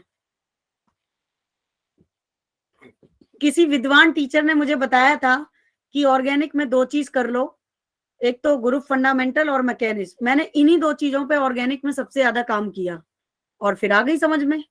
अब देखो C4H11N, अगर आप इसका एग्जाम्पल बनाओगे तो कैसे बनाओगे? C2H5 लिख सकते हैं, NNH C2H5, और फिर हम कैसे लिख सकते हैं इसको? C3H7NH CH3 लिख सकते हो। बन गया अमाइन का एग्जाम्पल। मैम पहले वाले का डाई इथाइल अमाइन होगा ना? हाँ, डाईइथाइल अमाइन होगा, ठीक है। और मैम ये सेकेंडरी अमाइन है, तो इसमें उसके लिए हाँ, कुछ नहीं लगेगा। इसके लिए नहीं, सेकेंडरी अमाइन के लिए वैसे कुछ नहीं लगेगा। अब इसका क्या हो जाएगा? Methyl propyl amine. Propyl amine. तो देखो नेमिंग सीख ली ना, अगर आपने नेमिंग सीख ली तो कहीं पे आइसोमेरिज में दिक्कत आ रही है आपको? आइसोमेरिज पूरा नेमिंग से रिलेट नहीं है, बस रूल बदल यस रहे हैं, मैम। बाकी तो कार्बन और हाइड्रोजन ही है पूरा, ठीक है। तो ये देखो, ये तो था मेटामेरिज। अब नेक्स्ट टाइप आइसोमेरिज पे मैं आ रही हूँ, टोटोमेरिज पे, ठीक है। और ये आइसोमर्स का लास्ट टॉपिक है आपका tautomerism, but not your syllabus part. Tautomerism ना तो आपको 12th में मिलेगा देखने को, ना 11th में मिलेगा, लेकिन जीओसी का पार्ट है ये, तो जीओसी में पढ़ाया जाता है, बुक के अंदर नहीं मिलेगा। ये सबसे बेकार काम कर रखा है, मुझे बहुत गुस्सा आती है एनसीईआरटी पे कि टोटोमेरिज से इतने अच्छे क्वेश्चंस आते हैं एंट्रेंस में, ना तो 11th टोटोमेरिज दिया ही नहीं है। ना तो 11th की बुक में दिया है, और ना मैम नहीं है। आयुष ना 12th की बुक में दिया है। इतना अच्छा, वाहियात, 12th में भी नहीं दिया? 12th में भी नहीं दिया इस टोटोमेरिज, सिर्फ उसमें दिया है, सिर्फ आपका मतलब ऑप्टिकल दिया है। और मैम ऑप्टिकल में, ऑप्टिकल आइसोमेरिज्म। हाँ, और ऑप्टिकल में भी आधे पॉइंट दिए हैं, आधे नहीं दिए। जैसे इनएंशियोमर्स पढ़ते हो ऑप्टिकल में, डाइस्टीरियोमर्स पढ़ते हो, आरएस कॉन्फ़िगरेशन पढ़ते हो, ठीक है, और क्या कहते हैं आप, उसके बाद मीजो कंपाउंड पढ़ते हो, रैसमिक मिक्सचर पढ़ते हो, पूरा दिया ही नहीं है। तो मुझे मतलब ऑर्गेनिक के लिए, ऑप्टिकल आइसोमर्स के लिए आपको स्टीरियो पढ़ाने के लिए अलग से क्लासेस लेनी पड़ेंगी आपकी, और वो मैं कर सकती हूँ आपके आफ्टर एग्जाम ही। और हाँ मैम। सिखाना तो पड़ेगा, वरना फिर 12th में कहाँ पढ़ोगे जाके, तो इसलिए मैं सिखा दूंगी, लेकिन मैम, आपको आपने जो पीछे 2 एग्जाम्पल कराया उसका एक बार आयु पैक भी करा दो। टोटोमेरिज किसका आईपैक? मैम जो पीछे अभी करवाए ना आपने, इनके एक बार आयु पैक भी लिखवा दो। आईपैक मैंने कल कराए तो थे अलीशा, कल क्लास में नहीं थी आप? ये जो आपने 2 एग्जाम्पल लिखवाए ना, इनका आयु पैक एक बार करवा दो, ताकि कंफर्म हो जाए कि सही करा है कि नहीं। क्या किया है तुमने, मुझे बताओ। देखो, आईपैक के लिए क्या करना है, किसी एक को अल्काइल बनाना है, ठीक है। तो ये मान लो इसको अल्काइल बना लो, तो ये बन जाएगा इथाइल, ठीक है। और आपका दूसरा क्या बनेगा? एल्केन बनेगा, इथाइल इथेन अमीन, ये बनाया है। Yes ma'am, okay. बस तो और करेक्ट है। मैम नीचे वाले का मिथाइल प्रोपेन अमीन। प्रोपेन अमीन, प्रोपेन अमीन। बस इतना ही करना है, ठीक है। अभी देखो टोटोमेरिज के लिए मैं हिंट दे देती हूँ आपको, और एक एग्जांपल समझा देती हूँ। और टोटोमेरिज और ऑप्टिकल आइसोमर्स को स्पेशल पढ़ाने के लिए मुझे कम से कम 3 घंटे चाहिए। कितने घंटे चाहिए? 3 घंटे, 3। ठीक है। कम से कम 1.5 घंटे में 1.5 आवर्स के अंदर टोटोमेरिज पूरा कवर होता है, और कम से कम 2.5 आवर्स या 2 आवर्स के अंदर पूरा ऑप्टिकल पढ़ते हो आप। तो वो हम आफ्टर एग्जाम ही कराएंगे, क्योंकि 11th में टोटोमेरिज ऑप्टिकल आइसोमर्स इनका दूर दूर तक कोई रिलेशन नहीं है, ठीक है। तो आपको इसलिए इसकी मैम टेंशन, जो रह जाए ना, आप उसे एग्जाम के बाद ही कराना। एग्जाम के बाद ही करा पाऊंगी आयुष, उससे पहले टाइम ही नहीं है ना बेटा। अभी देखो लास्ट का जो वीक है, अभी अगले वीक में हम सिलेबस कवर करेंगे, उसके बाद जो हमारे पास लास्ट में 1 हफ्ता बचेगा, उसमें हम आपको प्रैक्टिस कराएंगे प्रीवियस ईयर के क्वेश्चंस, और सिर्फ सीबीएसई, मतलब 1-1.5 हफ्ता पूरा सीबीएसई के ऊपर काम करेंगे, नो एंट्रेंस टॉपिक। सीबीएसई में भी तो स्कोर कराना है ना आपको, तो ये सब तो मैम मिड टर्म में तो मैम ऐसा हुआ था मैम, जैसे पेपर से 1 हफ्ते पहले मैम रिवीजन क्लासेस चलती थी, तो 1.5-2 वो घंटे अभी की। भी होगा, वो अभी भी होगा, वो प्लान कर लिया है, इस बार भी करेंगे, चिंता ना करें आप लोग, ठीक है। तो देखो टोटोमेरिज एक स्पेशल टाइप ऑफ अरेंजमेंट है, और इलेक्ट्रॉन विड्रॉइंग ग्रुप में टोटोमेरिज देखने को मिलता है। इलेक्ट्रॉन विड्रॉइंग ग्रुप में कौन कौन से ग्रुप आते हैं, जैसे कीटोन हो गया, एस्टर हो गया, नाइट्रोजन हो गया। इस इलेक्ट्रॉन विड्रॉइंग का मतलब है जिनकी इलेक्ट्रॉन को अट्रैक्ट करने की पावर बहुत ज्यादा है, उनको इलेक्ट्रॉन विड्रॉइंग ग्रुप कहते हैं। ठीक है, तो इलेक्ट्रॉन विड्रॉइंग ग्रुप में टॉटोमेरिस देखने को मिलता है। दूसरा किसमें मिलता है, फंक्शनल ग्रुप में देखने को मिलता है। एंड एट लीस्ट, ठीक है, 1 अल्फा हाइड्रोजन प्रेजेंट होना चाहिए टॉटोमेरिस के लिए। ठीक है, अब अल्फा हाइड्रोजन क्या होता है ये मैं बता देती हूँ थोड़ा सा आपको। किसी भी ग्रुप से, जैसे कीटोन है, कीटोन के जस्ट बगल वाला जो कार्बन होगा, ठीक है, ग्रुप के जस्ट बगल वाला कार्बन हमेशा अल्फा होता है। तो इस ग्रुप के भी ये जस्ट बगल वाला कार्बन है, अल्फा है। अगर मान लो आप किसी भी चेन में लिख रहे हो CH2 और CH3, अल्फा और बीटा और फिर गामा, तो कीटोन अगर आप लिखते हो तो दोनों बगल वाले कार्बन अल्फा हैं, और जो अल्फा कार्बन होता है उससे जितने भी हाइड्रोजन लगे हैं वो उसके अल्फा हाइड्रोजन हो जाते हैं। तो अगर एसीटोन के स्ट्रक्चर में देखोगे, ये किसका स्ट्रक्चर है, एसीटोन का स्ट्रक्चर है, या डाइमिथाइल कीटोन कह लो, इसमें कितने अल्फा हाइड्रोजन है, 6 अल्फा हाइड्रोजन है। बात समझ में आई? Yes ma'am. सबको आ गया? मैम 6 हाइड्रोजन है अल्फा के ना? हाँ, 6 अल्फा हाइड्रोजन है ना। देखो, एक अल्फा कार्बन ये रहा, तो इसके पास 3 हाइड्रोजन है। एक अल्फा कार्बन ये रहा, इसके पास 3 हाइड्रोजन। यस मैम, आ गया। टोटल 6 अल्फा हाइड्रोजन हो गए। ठीक है, Yes, ma'am. और जब आप एक टॉपिक पढ़ोगे अभी मैकेनिज्म में, hyper conjugation, hyper conjugation conjugation, hyper conjugation भी अल्फा कार्बन पे डिपेंड करता है। मैम, वो तो मतलब स्टेबिलिटी बताता है ना ये उसकी। हाँ, स्टेबिलिटी बताता है। यस, हाइपर कंजुगेशन से ही आप स्टेबिलिटी फैक्टर कैलकुलेट करते हो, अदरवाइज बाकी किसी से नहीं कर सकते, या फिर कैटाइन से करते हो। तो उसके अलग अलग क्राइटेरिया हैं।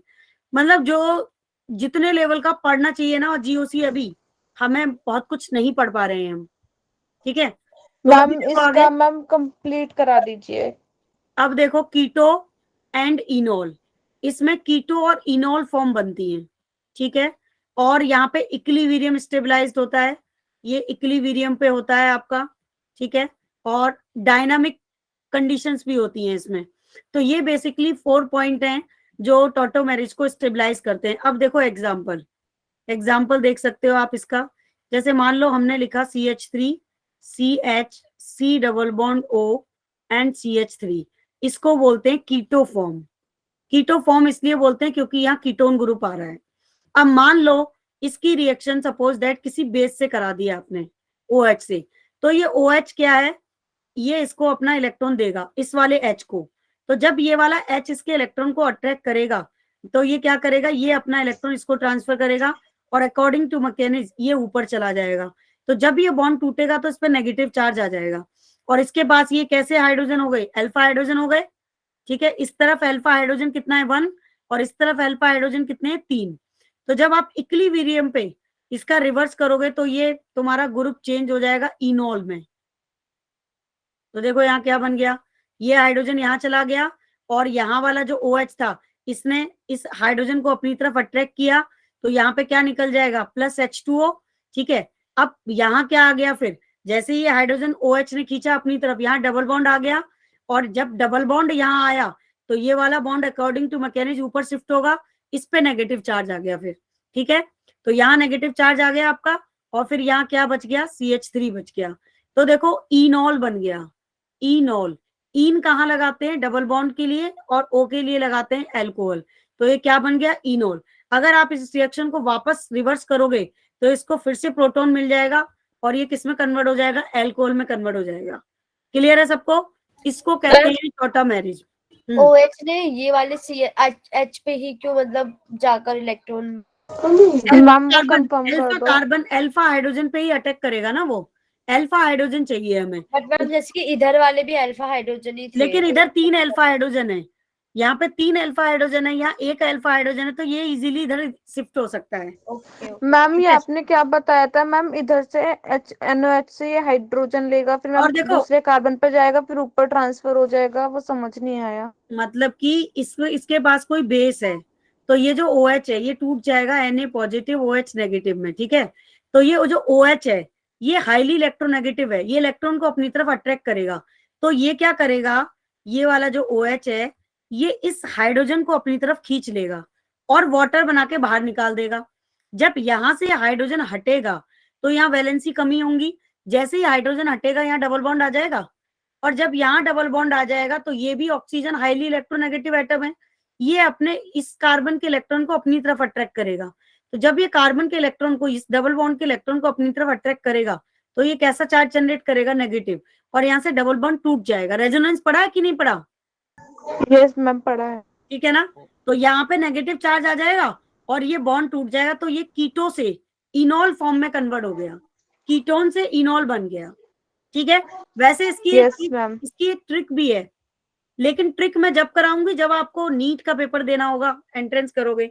देखो ऑप्टिकल आइसोमर्स की ट्रिक कराती हूँ मैं बच्चों को, पूरा ज्योमेट्रिकल आइसोमर्स की ट्रिक कराती हूँ, और ये मैं टॉटोमेरिज की भी ट्रिक कराती हूँ, नॉर्मल आइसोमर्स की भी ट्रिक कराती हूँ। तो एंट्रेंस के लिए इनकी बहुत सारी ट्रिक्स हैं। तो ये था ओवरऑल पूरा आपका आइसोमेरिज। तो देखो आपके टेस्ट के 2 टॉपिक मैंने तैयार करा दिए हैं, एक तो कंप्लीट नॉमेनक्लेचर, दूसरा कंप्लीट आइसोमेरिज। अब सिर्फ बचा एक topic inductive effect. Inductive effect, वो हम करेंगे कल की क्लास में। कल है वेडनेसडे, ठीक है, और वेडनेसडे को मेरे चारों ग्रुप आते हैं, तो मैं कल कराऊंगी आपको चारों ग्रुप में इंडक्टिव इफेक्ट, रेजोनेंस। मैम कल भी एक्स्ट्रा क्लास है? नहीं, कल आयुष में कल कंफर्म नहीं है, बट मैं ट्राई करूंगी एक्स्ट्रा क्लास लेने के लिए। मैम एनसीईआरटी में जैसे कि पहले तो कोवेलेंट बॉन्ड का दिया हुआ है, फिर न्यूट्रोफाइल्स, इलेक्ट्रोफिल्स, इंडक्टिव इफेक्ट के पहले, तो वो भी टेस्ट में आएगा? नहीं नहीं, वो टेस्ट में नहीं आएगा, सिर्फ इंडक्टिव इफेक्ट टेस्ट में आ रहा है।